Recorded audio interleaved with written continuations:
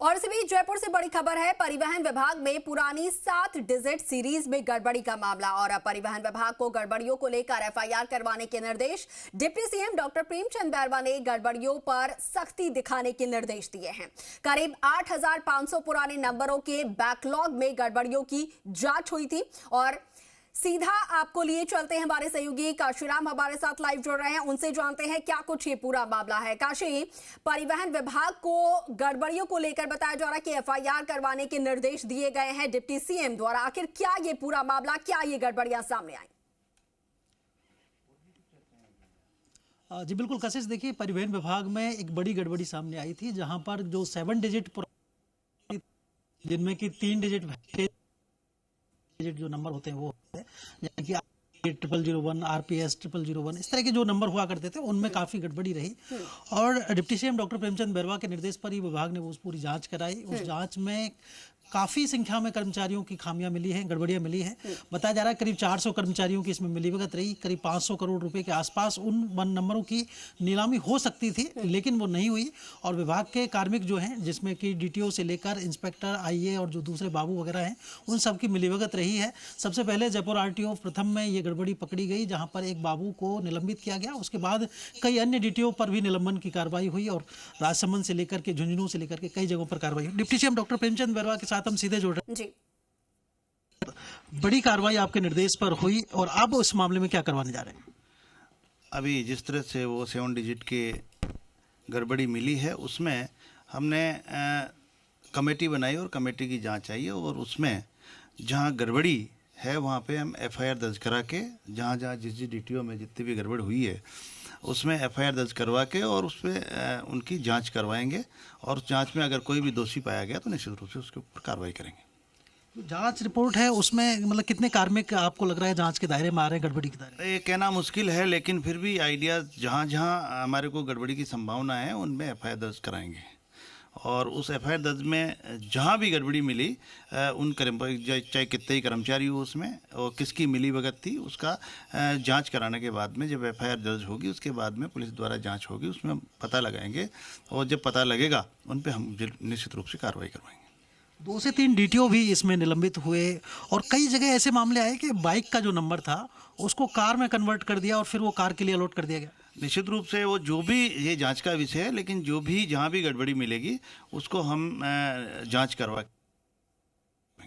एक बड़ा विषय सवाल ये खड़ा होता है कि करीब 400 कर्मचारी अगर जांच के दायरे में आते हैं, 400 कर्मचारियों पर FIR होती है, तो इतने कर्मचारियों को निलंबित करना संभव होगा? ये कहना मुश्किल है 400 आएंगे कितने आएंगे, लेकिन जहाँ भी आएंगे उन पे हम कार्रवाई कराएंगे। इसीलिए हम जहाँ हमारे को जहाँ शिकायत मिली है वहाँ पे ये FIR दर्ज करवा के और उनकी कार्रवाई पकड़ा। अब कितने आते हैं वो बात जांच का विषय है, उसमें कितने कर्मचारी आते हैं।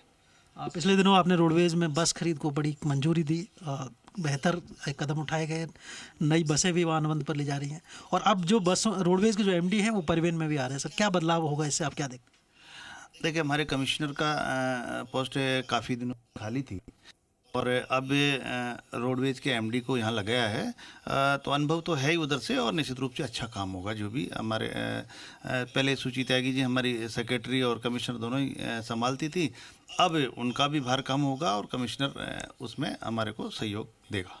और रोडवेज में क्या नए सर रिफॉर्म्स करने जा रहे हैं जिससे कि इसकी आर्थिक स्थिति में लगातार सुधार हो, क्योंकि 700 करोड़ रुपए का ऑपरेशनल घाटा कम किया गया? देखिए, आज की तारीख में जो रोडवेज पहले करीब 6,000 बसें हुआ करती थी और पिछली गवर्नमेंट ने एक भी बस खरीदी नहीं थी और हमारे यहाँ पे निश्चित रूप से एक दिन छोड़ के एक दिन एक काउंटम बस हो जाती है, तो अभी हमारे पास 3200 बसें हैं करीब।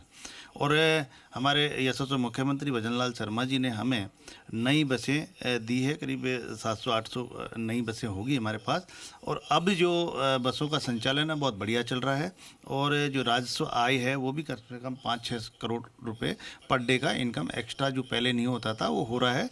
और एक उनको बेहतर सुविधा देने के लिए यात्रियों को उनकी सुरक्षा और यात्रा अच्छी हो उसके लिए अच्छी सुविधा उन्हें गाड़ियों में दी गई है और अभी अच्छी रोडवेज जो डिपार्टमेंट है अच्छा काम कर रहा है। आगे भी मैं मानता हूं कि हमारे यशस्वी मुख्यमंत्री और भी हमारे को बसें वगैरह और भी देने के लिए आश्वस्त किए हैं। निश्चित रूप से आगे आने वाले भविष्य में और इसमें बेहतर सुविधाएं देने का हम प्रयास करेंगे। डिप्टी सीएम साहब, एक आखिरी सवाल और, हरमाड़ा में जो हादसा हुआ उसने पूरे प्रदेशवासियों को हिला दिया। उसके बाद सीएम भजनलाल शर्मा जी ने एक मीटिंग ली जिसमें प्रदेश भर के परिवहन, पुलिस, तो तमाम विभागों के अधिकारी थे।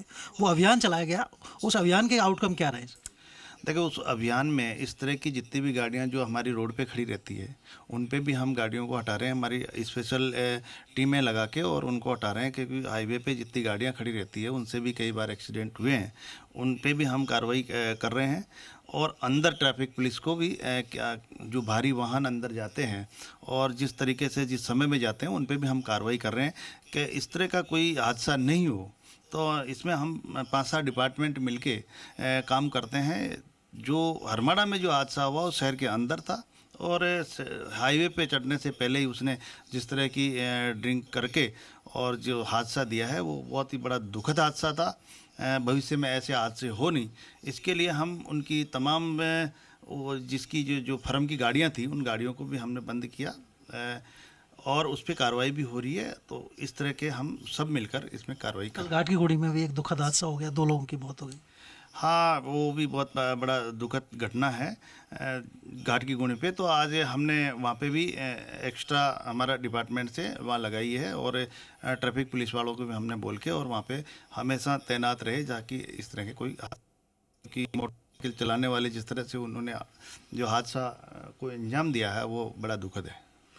तो डिप्टी सीएम डॉक्टर प्रेमचंद बेरा, उनका कहना है कि राज्य में हर की दिशा में उनकी सरकार कृत संकल्प है और आगे कार्य कर रही है और इसी तरह से जो 7 डिजिट मामलों में जो गड़बड़ियां हुई हैं उनमें एफआईआर दर्ज कराएगी और दोषी कर्मचारी अधिकारियों पर कार्रवाई होगी। जी ठीक है, बिल्कुल बिल्कुल काशी, बहुत शुक्रिया आपका हमारे साथ जुड़ने के लिए। और deputy CM doctor Premchand Bairwa भी हमारे साथ जुड़े और उन्होंने जिस तरीके से आश्वासन दिया है कि जो भी यहाँ पर दोषी पाए जाएंगे उनके खिलाफ सख्त कार्रवाई की जाएगी। आप दोनों का बहुत शुक्रिया हमारे साथ जुड़ने के लिए काशी।